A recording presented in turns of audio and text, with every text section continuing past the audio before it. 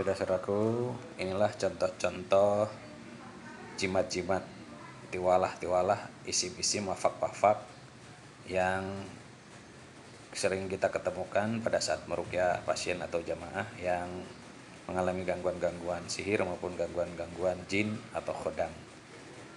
Pada saat ditemukan, biasanya reaksi ruqyah yang orang-orang megang seperti ini sangat keras penolakannya dan melawan.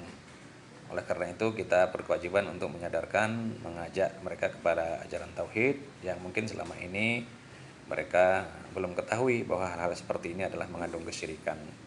Karena Rasulullah SAW pernah bersabda, "Innar ruqa wa tamaima wa tu'alata syirkun." Sesungguhnya jampi-jampi, gelang, kalung, penangkal, rompi-rompi, sabuk-sabuk pengaman dan sebagainya ya yang berisi wafak-wafak untuk perlindungan itu adalah kesyirikan.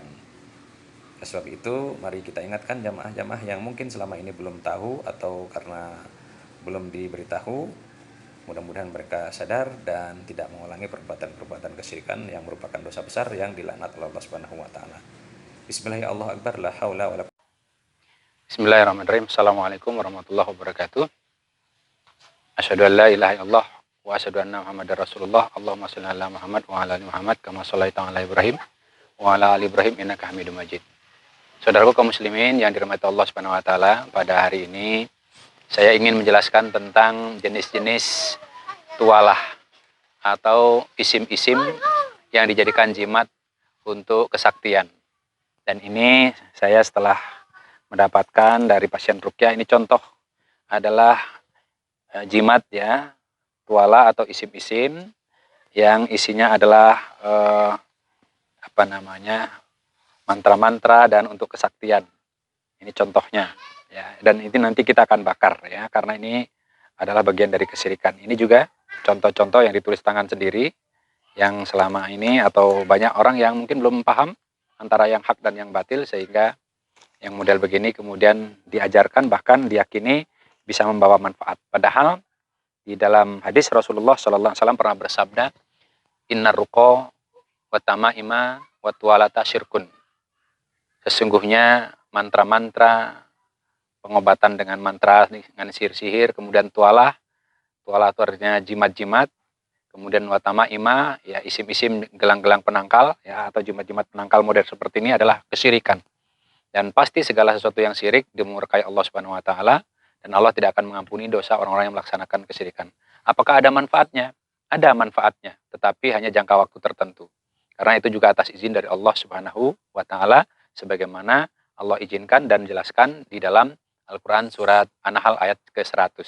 Sesungguhnya setan itu kekuasaannya tidak akan terjadi bagi orang-orang yang beriman dan hanya bertawakal kepada Allah. Ini ayat yang ke-99-nya.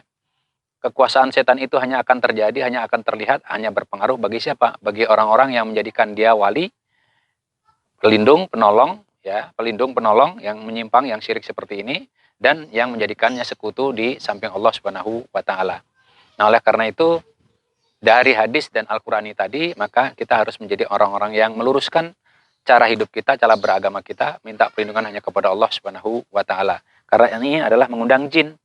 Ya, yang seperti ini adalah mengundang jin, mengundang khodam, mengundang kekuatan dari makhluk, dari golongan jin. Sedangkan di dalam Al-Qur'an surat Al-Jin ayat yang ke-6, Allah juga sudah berfirman, "A'udzubillahi minasyaitonirrajim, wa annahu kana rijalun minal insi ya'udzuna bi rijalim minal jinni fazaduhum rohaqa." Dan sesungguhnya ada beberapa orang laki-laki dari kalangan manusia yang meminta perlindungan kepada beberapa laki-laki dari kalangan jin. Tetapi mereka, yaitu para jin itu, menjadikan mereka manusia bertambah sesat. Nah, dari ayat-ayat Al-Quran yang kita baca, maka saudaraku dimanapun dan kapanpun, siapapun, ya kalau sudah ketemu yang model-model seperti ini, ada yang di tangan, ya ditato, di dada, di macam-macam, di topi, atau di yang lain, maka itu adalah kesyirikan, dan bagi seorang mukmin harus ditinggalkan. Sebab kalau tidak, pasti akan mengalami goyangan, goncangan kejiwaan. Ada gangguan kejiwaan. Dan akan menjadi orang-orang yang sesat. dan kesesatan itu akan menjadikan dia orang-orang yang dimurkai Allah, bahkan Allah tidak akan mengampuni dosa-dosa orang yang melakukan kesyirikan. Ini contoh lagi bentuk jimat ya. Ini namanya jimat aji lembu sekilan. Lembu sekilan, apa maksudnya nggak tahu.